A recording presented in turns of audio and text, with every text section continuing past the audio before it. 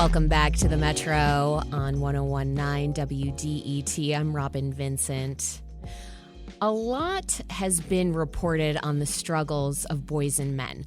College enrollment rates for men lag far behind women. Male participation in the workforce is declining, and boys and men report having poor mental health. Now, many have suggested one easy explanation for all this. There aren't enough male role models around to usher boys into manhood. So ahead of this Father's Day, we wanted to not just speak to dads. We also wanted to talk with male role models, male caregivers, the guys that aren't necessarily biological fathers themselves, but they're present in their communities, trying to be a father figure to kids. One of those men is Marquise Herring. He's the Dean of Students and the Athletic Coordinator at Sampson-Webber Academy, a public school in Detroit. He also runs Mentoring Through Media, a male leadership program. Marquise is with us now to discuss what it looks like to be a male role model and to positively help guide young people through life. Marquise, welcome to the Metro. Thank you. Thank you for having me today. So you do a lot of mentorship, and I'm guessing it's a lot of work. I imagine at times that in addition to the joy and fulfillment, it's frustrating, especially when the kids you're working with, let's say, get in trouble. Yes. When they hurt themselves or others. Why do you do this? Why are you a mentor?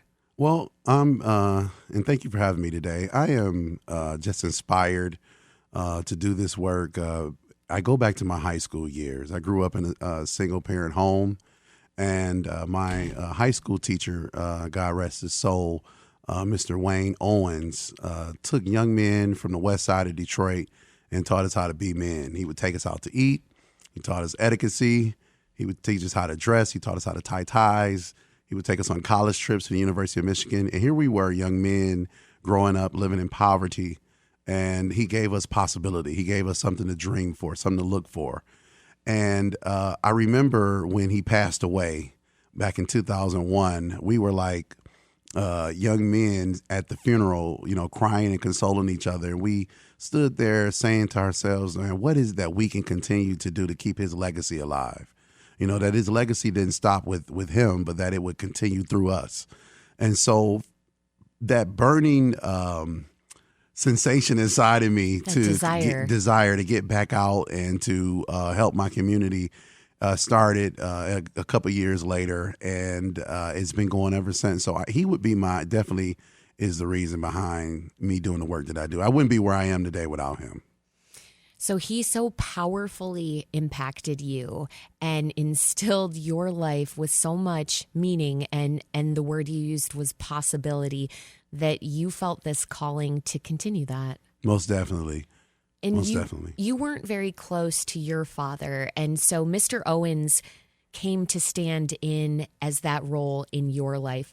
What was your relationship like with your dad?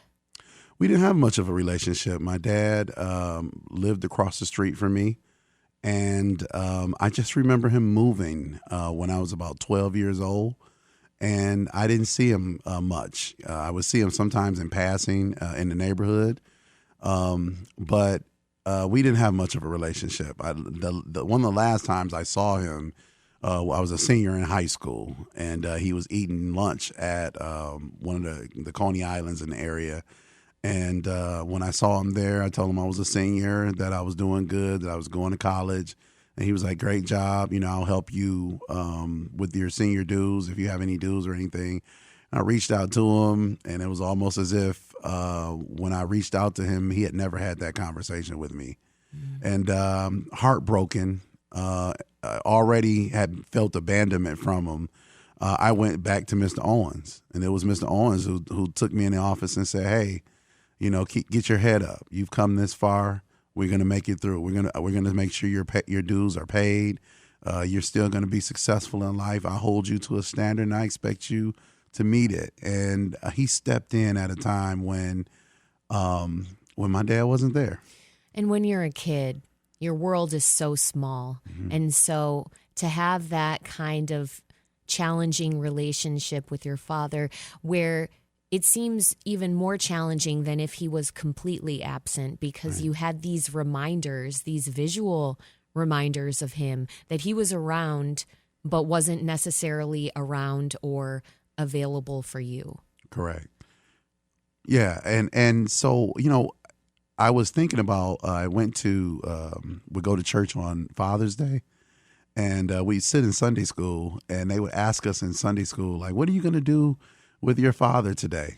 And I was like, sometimes I would be the only one who in the room would have to say, my father won't be around today. And for a young man, that can be frustrating. It can be depressing. And it makes you question why, why me? Why don't you want to have a relationship with me? I often show my boys the clips from the show Fresh Prince of Bel-Air, where Will Smith, his father's coming to get him, and he's getting ready to take him with him.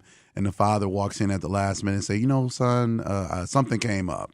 I'm not going to be able to take you with me. And Uncle Phil, who is like the father figure in Will's life, comes in the room and he sees what's going on. And Will asks him, why doesn't he want me? And I find myself being the Uncle Phil now. I'm now Uncle Phil. I'm the one that my young men are turning back to and asking, why doesn't he want to have a relationship with me? And for me, Mr. Owens was my Uncle Phil. You described being at his funeral and being around other folks that he mentored. How many people did he take under his wing, Mr. Owens? I would say thousands. Mr. Owens was thousands. Yeah, because he was a teacher for Detroit Public Schools for a long time. Back into the 80s, he taught at Northwestern High School. So he was around for a long time. So I was one of his last groups before he retired. So I would say definitely over 1,000. But we packed the church out that day. So it was a ton of us in church that day for his funeral. And like I said, we all were there crying like babies. When you attend a well-attended service like that, it also puts things into perspective.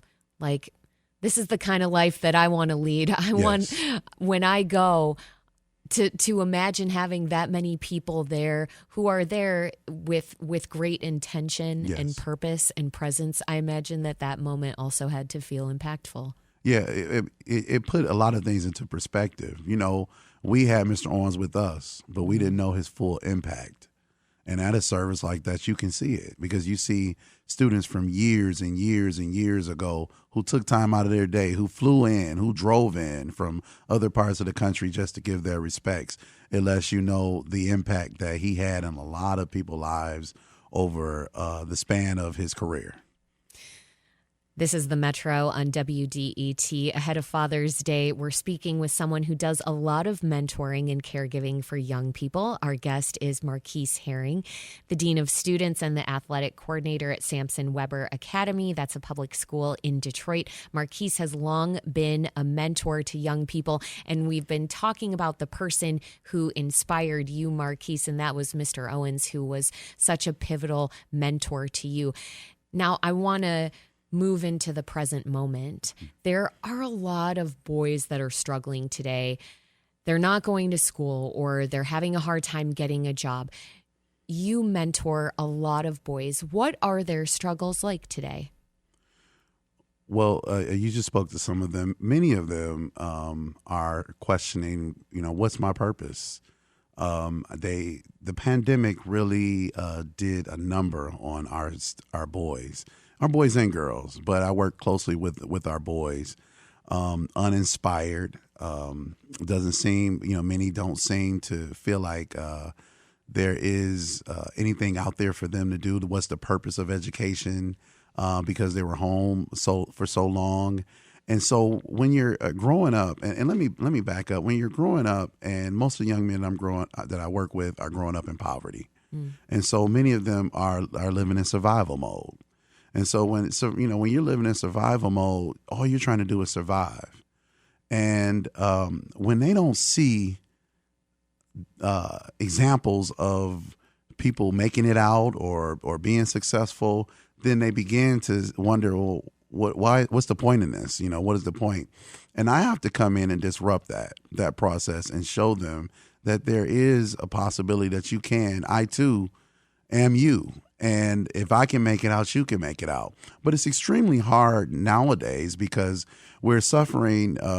We're competing. I wouldn't say suffering, but we're competing against entities like social media, TikTok, Instagram, that has grasped their attention and is giving them a different view, which may not be real. False images of the highlight reel of life. Exactly. And they're taking those highlight reels and thinking, this is real life. This is what I should aim for. And so I'm in constant competition with them, with social media. Do you think there's a problem, too, when it comes to, so you are formally a mentor. I think about folks who maybe could be mentors in informal ways, but is it that we have a problem with sort of like a you do you kind of culture where we just allow people to fail these days and we don't do anything to intervene in their lives, especially for neighbors? Because neighbors are afraid of saying or doing the wrong things, or they just don't feel like it's their place, but maybe it is. Yeah, and I grew up at a different time. I I was fortunate to grow up at a time where we still had community. It was a neighborhood. And so the person down the street could get you together if you weren't on task along with your parent. And that wasn't questioned. Nowadays, it is. No one wants you to say anything to their kid.